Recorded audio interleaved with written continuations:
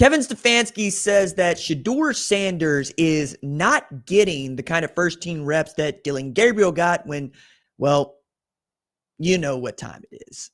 What's up, kinfolk? It's RJ Young. I am not on a step mill. If this is your first time watching Adapt and Respond, thank you for joining us here. We talk college football year round. If you're into that, go ahead and hit that subscribe button, like this video, and answer the question in the comments below. Do you think Shedeur Sanders needs to be traded like quickly, quick, fast, and in a hurry, or do you think this is going to work out? Because I find this really interesting and what Andrew Berry has done basically since April with the Cleveland Browns. We should say Dillon Gabriel got his first start and they won the game. He's thrown 546 yards. Trade Joe Flacco. Joe Flacco goes to Cincy, and again, you give Joe Flacco the kind of weapons that are at his disposal with the Cincinnati Bengals, and you get great things. Also, when you're throwing the ball to Jamar Chase, you're doing pretty damn good for yourself. And that's one of the reasons it's always been really difficult to say whether or not Joe Burrow is really, really great in the NFL. I think he is really, really great in the NFL. But has he had to do what Patrick Mahomes has had to do in the last couple of years? Well, if by that you mean get to throw the ball to Travis Kelce and the Pips, yeah, absolutely. Right. Xavier Worthy is great. I get it. I understand. Juju's great. Just I'm not going to take him in a square up with Brian Branch. That's just what it is. But I'm also looking at this from the standpoint of Shedeur. And as many folks know, we don't do a lot of NFL here. We do a lot of college football, but I have a enduring fascination and enduring interest in Cleveland and Shedeur Sanders, dating back to Baker Mayfield, Johnny Manziel, and now Shedeur Sanders. Somehow they end up getting a quarterback that I really enjoy, and it doesn't work out for them. But it turns out to be their franchise more than it turns out to be the quarterback. And you could see that with Baker Mayfield, who needed time to find his feet. And when he did, everything was fine. But going into this weekend, we got a really good gauge for what Dillon Gabriel might be able to do and whether or not this is going to work. Because the Cleveland Browns are going to play the New England Patriots, where they are, according to my bookie, a 7-point dog at this game. And if you believe that Dillon Gabriel's onto something, or maybe you think Drake May and the Patriots might win another Super Bowl, Mike Vrabel seems to be doing a really great job, maybe you want to place a bet. And if you do, use my bookie. And if you use my bookie and use my promo code, they will cover up to $500 of your bets, meaning that if you play and you miss, use your bet back bonus token, right? And they'll cover you so you can play again and make a better bet, and perhaps not just win more money, but you get your money back to try to do this all again. Again, use the promo code RJ Young. That's all one word, all capital letters, RJ Young. It's in the description. Just visit my bookie and make your bet. I bet that this is not going to work out for Shedeur Sanders. I bet that Shedeur is going to be QB2 for as long as Dillon Gabriel is good.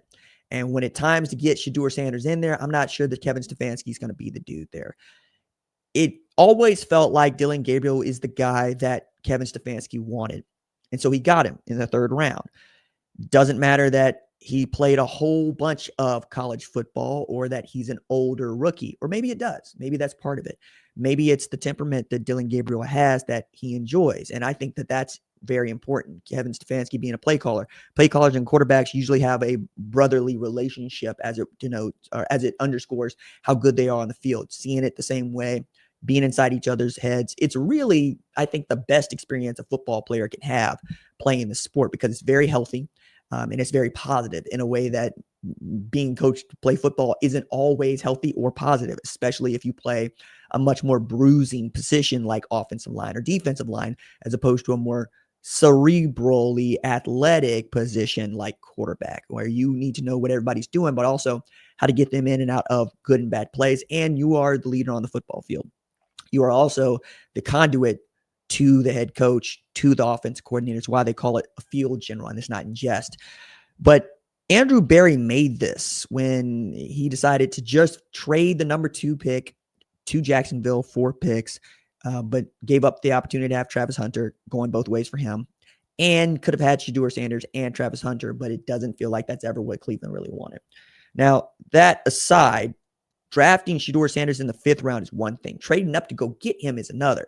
So I'm really fascinated to find out who's going to win out here, because Jimmy Haslam went out of his way in the preseason to say, Andrew is the draft guy. That's his selection. That is his lane. That's what he's doing, trying to get the best personnel for Stefanski to play with, which has always kind of been an interesting relationship because the coach has to coach the player on the field that you select. But this is also how professional sports works and why we have general managers who are going to say, hey, we can go get this guy. We think he can help us, is usually how that conversation is supposed to go, as opposed to, I got you this guy. He's good at all these things. You should use him, as opposed to what his personality might be or how he might mesh with the team and its team philosophy. Again, these are things that general manager and head coach need to be in lockstep with, but more often than not, you see a head coach moved on before you see a general manager moved on.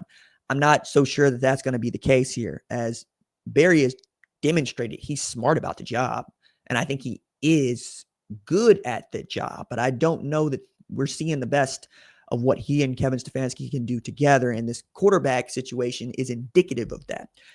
So you get Joe Flacco up out of there, who wasn't good for you, but also it turns out didn't have much to play with in as far as when he goes to Cincy and gets to be their guy. But you also clear some space. You bring Bailey Zappi on, so now you reduce the older guy role in your preseason and your first couple of games, regular season, to a, okay, now we know what we got. And the veteran is Bailey Zappi, and the rookies are Dylan and Shedeur. But the reason the reps is important is it doesn't feel like Stefanski wants to open this competition up at all. I don't even know that he thinks it's a competition. I think that's just us. I think it's us that want to see Shedeur Sanders get the same opportunities that Dylan Gabriel gets. And it's really difficult to do that at Cleveland, as they've got a starter. They got a guy. There are those of you that have already said, hey, trade him to the Raiders, who are garbage, and let him figure it out, where it feels like he's a better fit anyway.